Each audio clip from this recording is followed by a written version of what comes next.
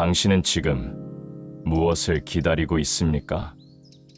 이 질문을 받았을 때 머릿속에 가장 먼저 떠오르는 것이 있을 겁니다. 승진, 사랑, 부자가 되는 날, 아니면 완벽한 타이밍? 흥미로운 실험이 하나 있습니다. 어떤 심리학자가 카지노에서 슬롯 머신 앞에 앉은 사람들을 관찰했습니다. 그들에게 물었죠. 몇 번째 시도에서 잭팟이 터질 것 같습니까? 놀랍게도 대부분이 이렇게 답했습니다. 이번엔 진짜 될 것 같아요. 느낌이 와요. 100번 실패한 사람도 1000번 실패한 사람도 모두 같은 말을 했습니다. 마치 실패가 쌓일수록 성공 확률이 높아진다고 믿는 것처럼요. 이것이 2000년 전 한 중국 농부가 빠진 똑같은 함정입니다. 그 농부는 단 한 번 우연히 얻은 토끼 때문에 평생을 망쳤거든요. 우리는 그를 비웃지만 정작 우리 자신도 모르는 사이에 그와 똑같은 일을 하고 있을지 모릅니다. 과연 당신은 지금 어떤 나무 그루터기 앞에 앉아 있을까요? 때는 춘추전국 시대 송나라의 한 농부 이야기입니다. 어느 평범한 오후, 그가 묵묵히 밭을 갈고 있을 때였습니다. 갑자기 숲에서 토끼 한 마리가 뛰어나왔습니다. 아마도 맹수에게 쫓기고 있었나 봅니다.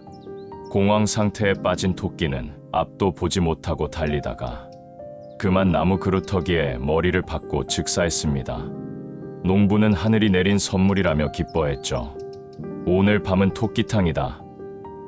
그런데 문제는 다음 날부터 시작됐습니다. 농부의 머릿속에 이상한 계산이 들어왔거든요. 어제 아무것도 안 했는데 토끼가 왔잖아? 그럼 오늘도 올 거야. 그는 호미를 내려놓고 나무 그루터기 옆에 자리를 잡았습니다. 하루, 이틀, 일주일, 한 달이 지나도 토끼는 나타나지 않았습니다. 그 사이 밭은 잡초밭이 되었고 가족들은 굶주려야 했죠. 마을 사람들이 손가락질했습니다. 저 바보 좀 봐라. 한 번의 운으로 평생을 망치네. 이것이 바로 수주대토의 원형입니다. 나무 그루터기를 지키며 토끼를 기다린다는 뜻. 그런데 놀라운 것은 이 2000년 전 이야기가 오늘날에도 생생하게 재현되고 있다는 사실입니다. 현대판 수주대토의 전형을 세 분의 실제 인물을 통해 살펴보겠습니다. 첫 번째는 서울에 사는 67세 박영수 할아버지입니다. 10년째 같은 번호로 로또를 사고 계시죠. 그의 아내 김순자 할머니는 한숨을 쉽니다. 여보가 10년간 로또에 쓴 돈이면 치킨집 하나는 차렸을 텐데 실제로 그 돈을 연 5% 적금에만 넣어도 지금쯤 650만 원이 넘었을 겁니다. 하지만 박 할아버지는 여전히 확신합니다. 투자한 게 아까워서라도 계속해야지. 두 번째는 대기업 마케팅팀의 김미영 대리입니다. 입사 20년. 그녀의 좌우명은 성실과 인내였습니다. 열심히 하고 기다리면 언젠가는 인정받을 거야. 하지만 동기들은 이미 팀장이 되었고 후배들조차 과장으로 승진했습니다. 새로 온 인사 담당자가 조심스럽게 조언했죠. 김 대리님, 성실함만으로는 한계가 있어요. 적극적인 어필도 필요합니다. 세 번째는 부동산 투자자 이철호 씨입니다. 2014년 곧 개발될 예정이라는 말에 상가 건물을 매입했습니다. 부동산은 절대 안 떨어져 기다리기만 하면 돼.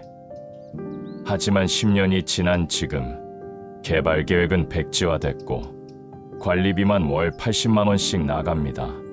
친구가 씁쓸하게 말했죠. 그 돈으로 주식이라도 했으면.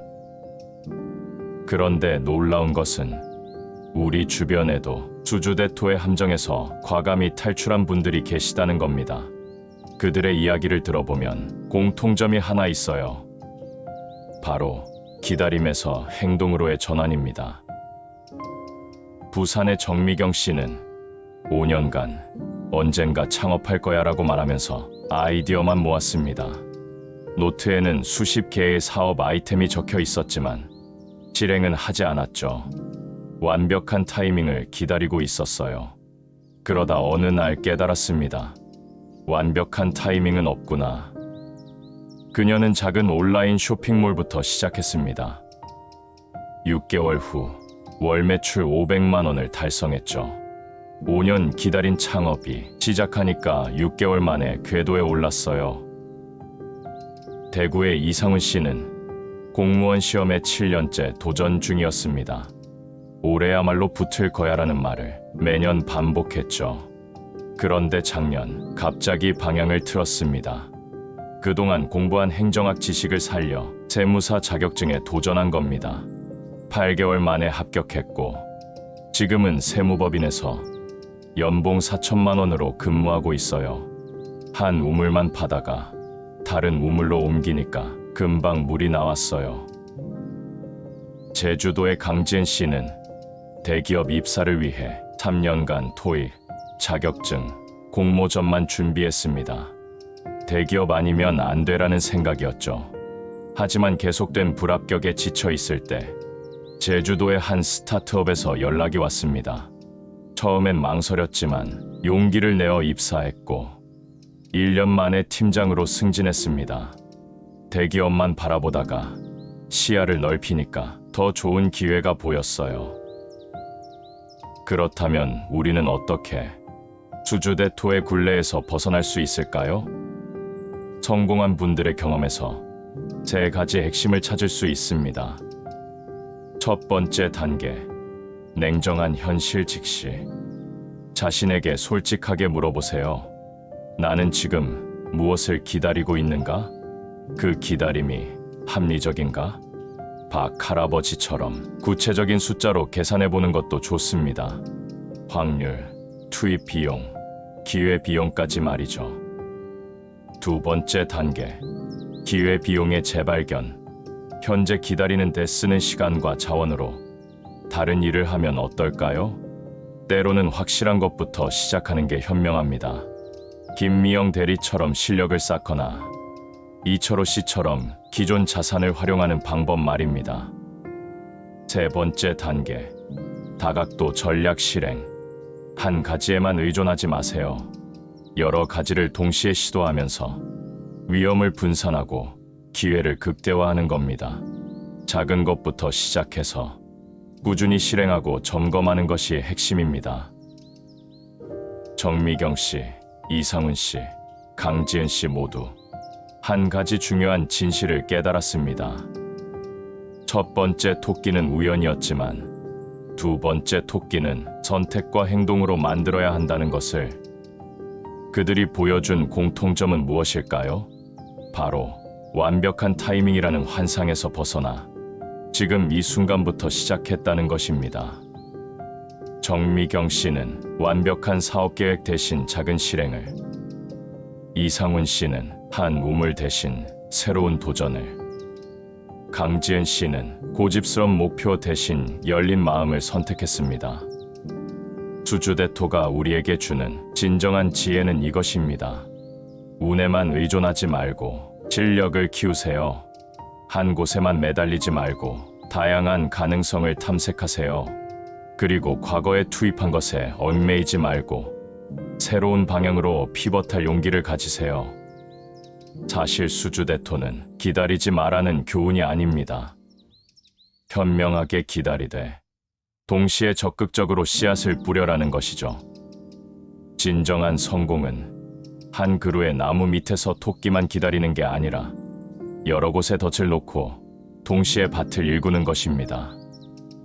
혹시 지금 어떤 나무 그루터기 앞에 앉아 계신가요? 그렇다면 오늘부터 일어나 보세요. 기다림과 행동의 조화. 그것이 진정한 성공의 비밀입니다. 여러분도 스스로 만든 더 많은 토끼들과 만나게 되기를 진심으로 응원합니다.